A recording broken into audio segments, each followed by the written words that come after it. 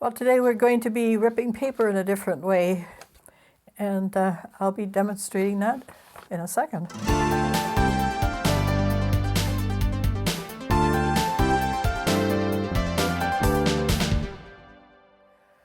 Hi everyone, welcome to my Shoreline studio. I'm Sybil Muschik, behind the camera is Joshua Blog. Today we're going to be looking at ripping paper, and ripping paper is always very interesting and fun. But this is a result of something I noticed, and when I was brayering off my colors from the gel plate onto a brayering off sheet, sometimes I would be in a hurry and I just flip the page over onto another page and do the back. Now 10 to 1 the two pages would just glue together. So what happens is this kind of thing. So if you rip it apart, you get this kind of thing. And look at how interesting this becomes. And you can rip it again, of course. And then you have both the background and your rip piece. And then you can do things with it. So just to demonstrate an early piece, this is from pieces that I had that had been glued together and ripped apart and have all sorts of nice shapes. And then I put some tissue paper on top and glued that down. And I'm now in the process of sanding it, revealing some areas, leaving some others, and then I'll probably maybe pour a little bit of color on top of that, and we'll see how that goes. Maybe in a future video I'll show how this turned out. So starting off, I'll take you through the whole process first, and then we'll actually do it. So the first part is just doing a couple of background sheets. And these are just old sheets, and you can see that this is from a ripped piece already. I might even just take some of that off. And look at those wonderful edges. And then I have pieces of ripped papers that I've done already. And I just want to show you how fascinating the result is. So you just start putting the pieces down. This is your general collage method, right? So, and then, but what's different and more interesting is that it creates these three-dimensional pieces as if you're looking into a different dimension almost. It goes back and back and back. And even when you glue these pieces down, it gives that same kind of effect. And you can just keep layering. And look at this fascinating edge there. And then you can layer, let's see here. Maybe that and sort of reveals sort of a cavern kind of shape. And then you start looking at composition to see how everything, all the pieces are going to fit together. And so you're rearranging and doing pieces that echo each other, colors that work off each other. It's really a fascinating process. And I'm not usually one much for collage, but this kind of idea really grabbed me, and I have been working along ever since. So right now it doesn't look like much of anything, but you can see the possibilities, these holes, these shapes, the colors, how they combine. So let's start on that. So first off, we're just going to do those two background layers. And I'm using Amsterdam paints, a couple of tools just for mark making, my speedball brayer, and a Baron, and we'll apply the matte medium that, this is my golden super matte medium. It's a good glue for this kind of thing, and we'll just be scraping it onto the page. I'm going to be using Bristol board. I think this is about 14 by 10. Okay. So, so what colors? That's always a fascinating part, isn't it? Well, your background color probably should have a little bit of violet. That gives you sort of a shadow tone. So we'll start with a little bit of violet.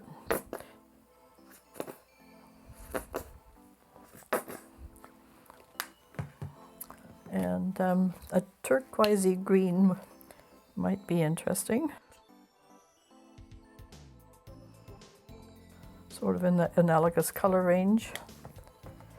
And then maybe we'll gray it down a little bit with some warm gray.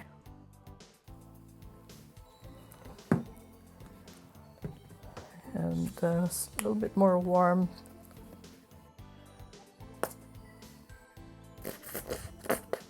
This is just sort of a pale orange. And a touch of yellow. That we're going to be working more with grade colors. So we're putting a bunch of complements together here in an interesting way. And let's roll that out. And you don't have to mix it very much. Let's just keep the background fairly exciting.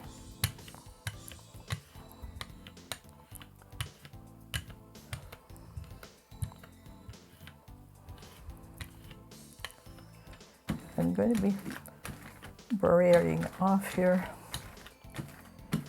and maybe if I turn that page over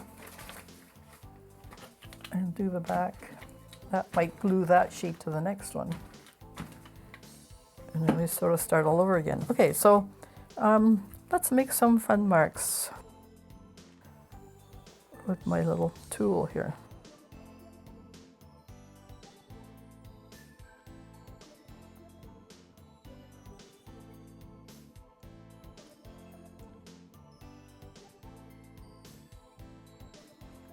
Even those rubbed off on the braiding off sheet's interesting.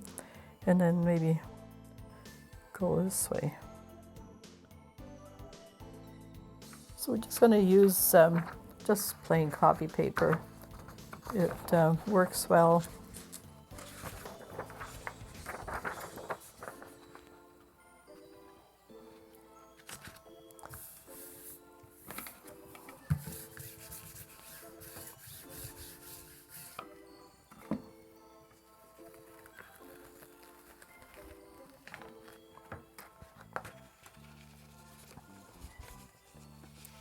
And here's our first sheet.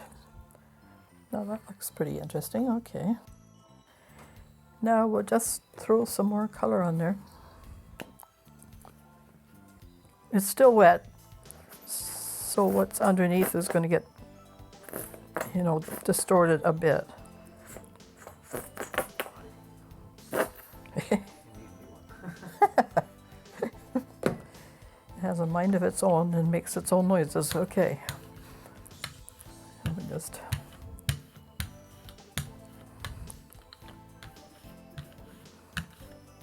because it's all on the same sheet, you want to keep a close color balance. And just, be fairly spontaneous with this. Just do some interesting, fun marks. All right, maybe start on this corner. And we can maybe try that kind of stuff. Even playing with these tools, and creating papers from that is really fascinating. And that could give you hours of pleasure. That's the nice thing about gel plate printing is there's so much that can be done. It's simple, very rewarding. And you never know quite what to expect.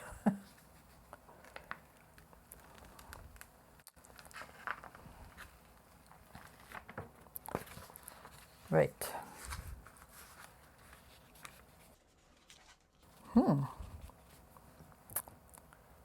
Now that has sort of a depth vibe to it as well, so it's all good.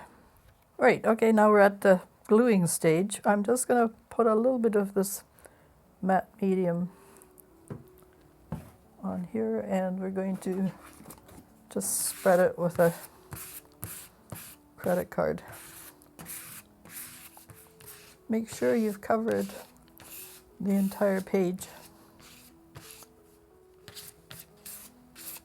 Do this fairly quickly because it will dry and then it won't stick, so and just scrape off any ridges as best you can. Corners are always tricky. It's usually where it lifts. And then we're going to place the sheets this way. Well, let's give it there.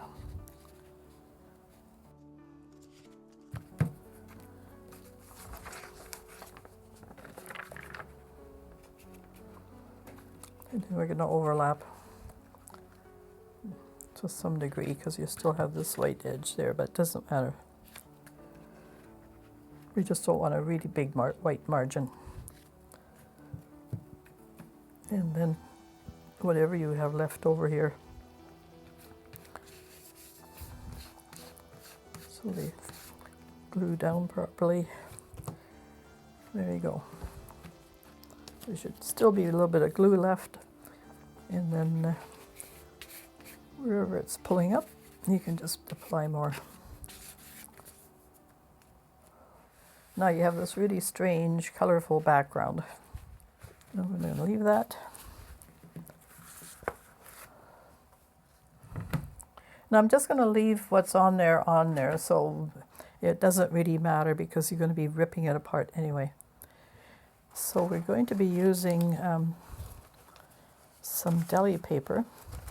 So let's, so those are kind of the colors we're working with. So let's just repeat our theme.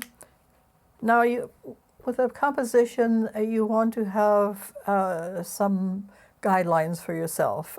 Sort of discipline it. Keep it at few colors. Make sure they're harmonious. And, you know, repeat some of the colors, those kinds of things. So give yourself an outline of where you're heading, and that really helps.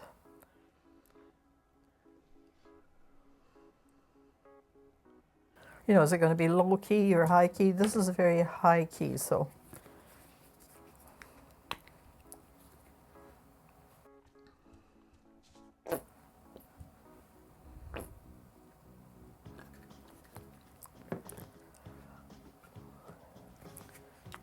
Some of this, because it's a nice color. I don't use this very often, so I'm using colors that I normally don't. So just to help with exploration here.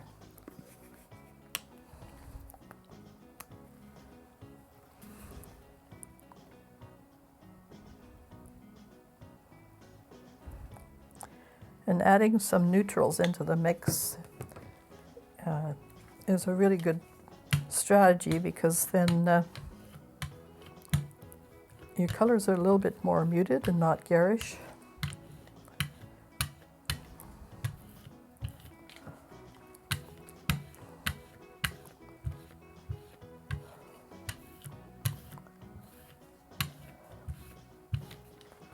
Now you have the choice of more marks, which will go with what's in the background, or you're going to reveal the marks. So what I'm going to do is just do a light touch. Some simple geometric that will just accent what we have already. I think that will be enough.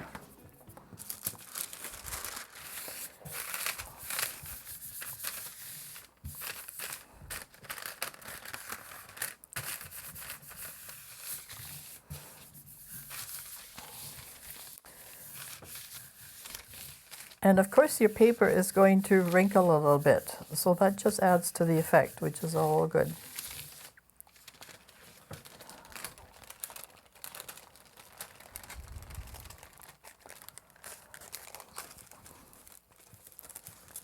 And then we're going to do this one. We're going to add just a little bit more neutral color.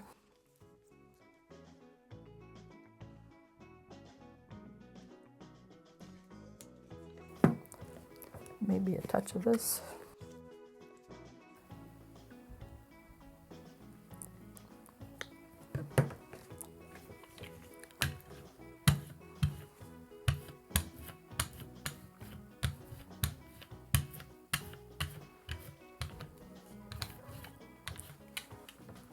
And again, just some simple marks.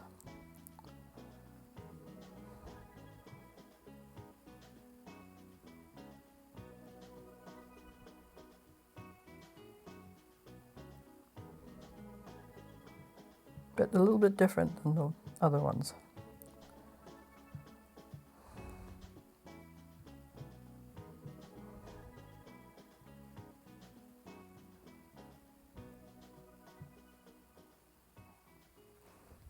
Just checking to make sure our paper is about the same.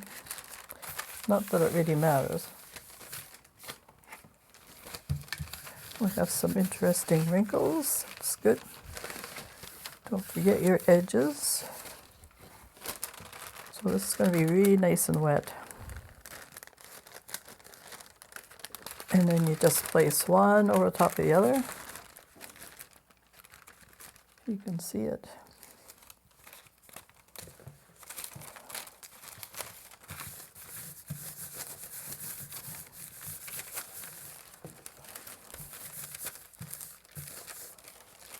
Okay. And we have two more.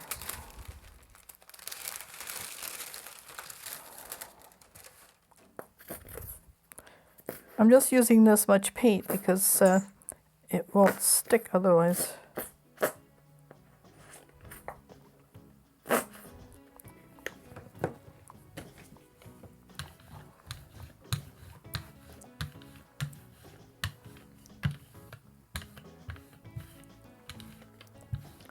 Maybe a touch more of this turquoisey green. Let's make the colors sing a bit. Let's use this one for our marks. And we just go in the opposite direction.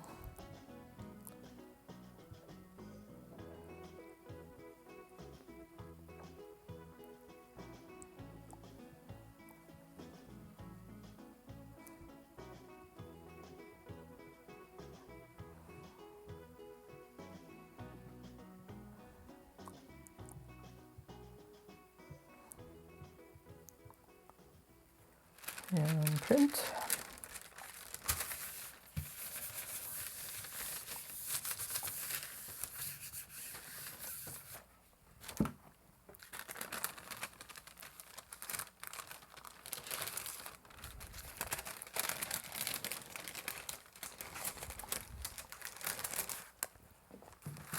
Okay. Let's see, what are we missing here? Probably the violet. Oh, all right. Now, of course, during this process, you could just take ghost prints too and use them for another projects.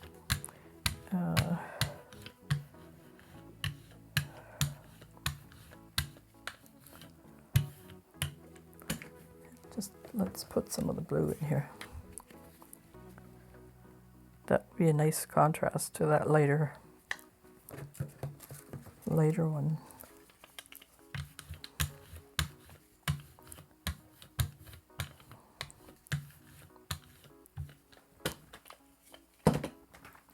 And again, then the same kind of thing, and it's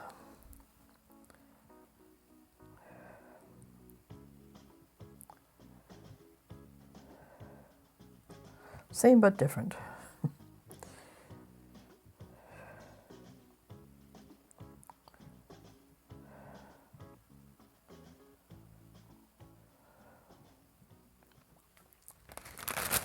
last sheet.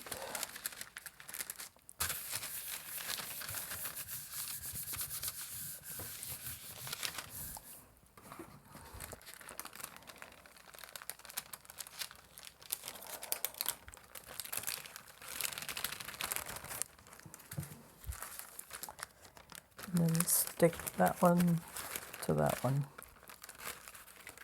Now, if they don't stick as well as you'd like, you know, just put some matte medium in between them and that will stick them for sure.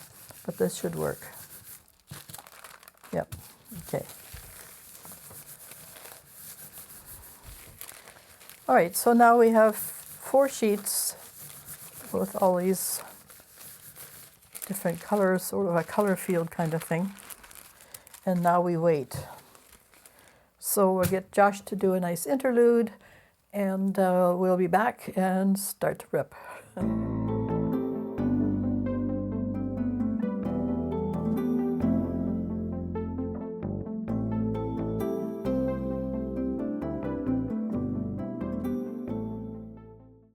You'll love this part, ripping the paper.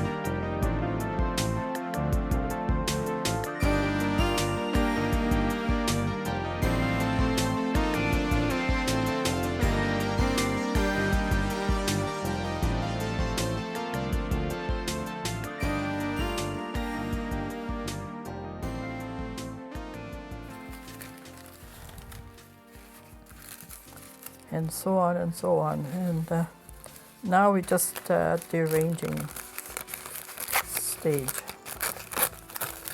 See what happens. Take the weight off of this one.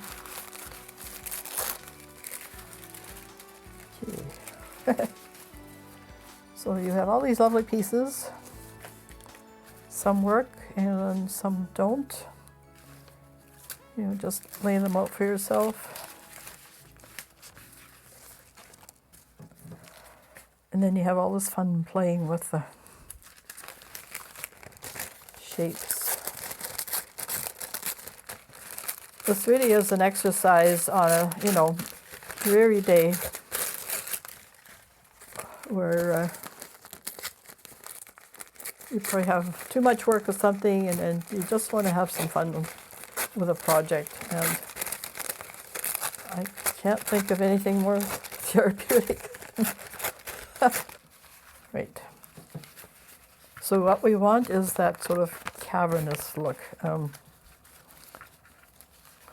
where you're revealing things. And because our background is fairly busy, you know, revealing bits and pieces of it is what it's all about. And once you glue it down, it becomes one surface. And then, of course, you can put the tissue paper on top. And the tissue paper, when you put medium on it, becomes mostly transparent. Ooh, look at this one. Now that's lovely. There, I think that works well.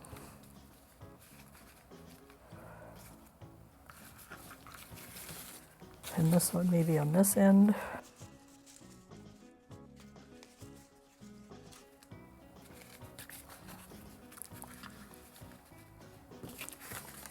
So we're basically revealing the marks that we made underneath.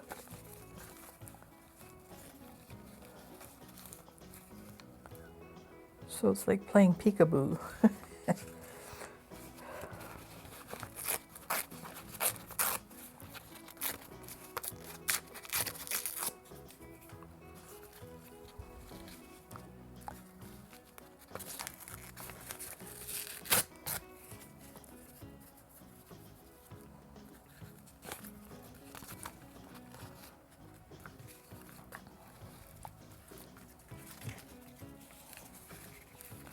And you can match things up. For example, here, that sort of goes together there if you glue that together. So this is what we're left with. And then create an interesting composition out of it.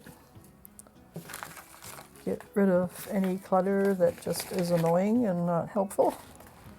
And then just play with it. And see what transpires.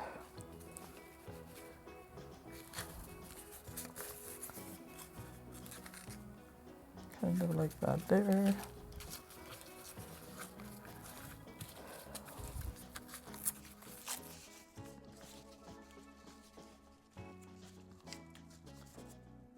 There, that works.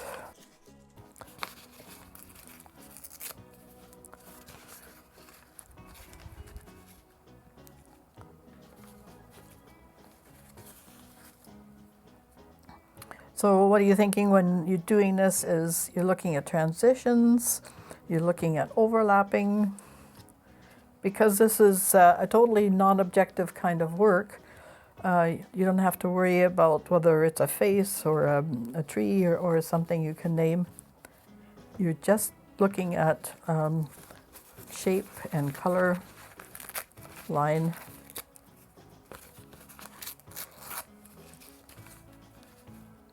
Just all the formal elements of art making.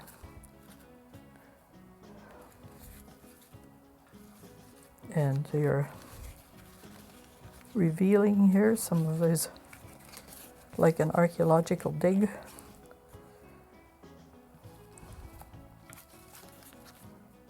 And some colors repeat throughout the composition.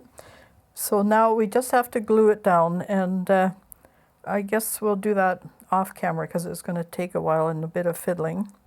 And then I'll show you at the end, you know, what it looks like.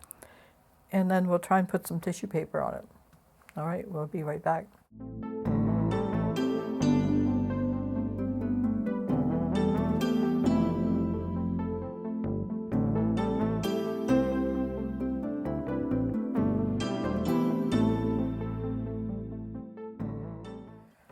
Well, so this is how it looks, all glued down, and some reveals here of the background, not much.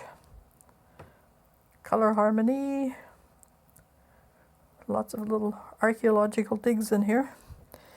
Now we'll see how it looks with the tissue paper. And with tissue paper, it should be fairly transparent once you put the medium on.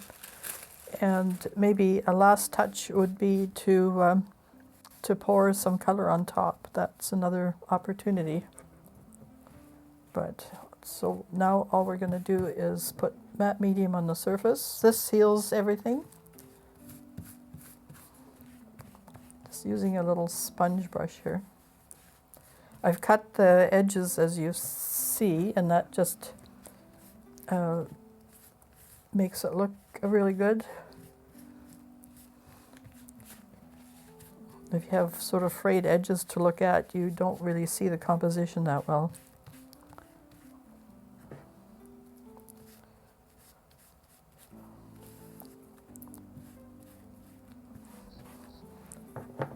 The matte medium will seal everything. And as a finished piece, of course, you should varnish it. So this is a high key piece. What that means is there are not a lot of darks. You're working with a color palette that even the violet is very, violet is our darkest color, and there's a lot of white in this violet, so these are all tints. Every last color that we used has got white in it.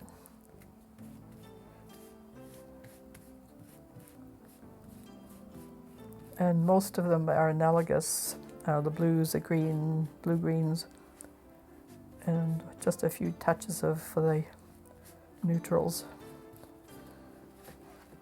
Okay, let's put our tissue paper on it. And what I'm going to do is crunch it all up. What we want are a lot of wrinkles. This is another really fun thing to do.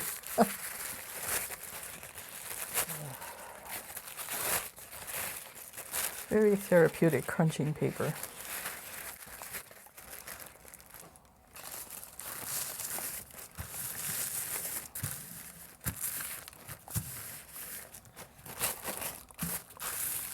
So you want a fair amount of wrinkles. Whoops. Okay. It's okay if it tears. That actually, as I told you before, I was actually sanding the other piece, so that's something else you can do. Now this is a high strength tissue paper. So it shouldn't break up as much as the other one did.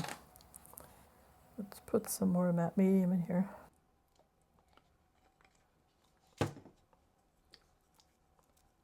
And then it should be fairly transparent once it dries. Just a light touch, otherwise if you don't want it to rip anywhere, then that's probably best. This coordinates all the colors and adds that extra layer of interest.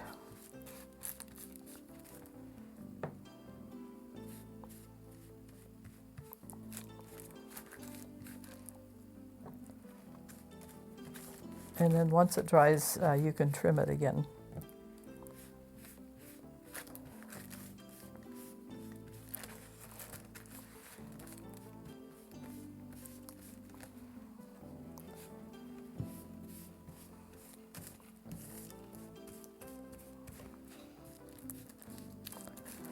You can also do this layer just by ripping, doing almost exactly the same as,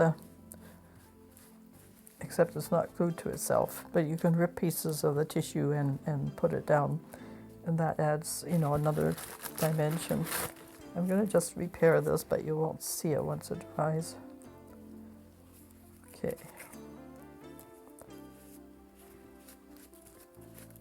So not to worry. Let me just tuck it under so you can really see it. So I'll be trimming those edges anyway.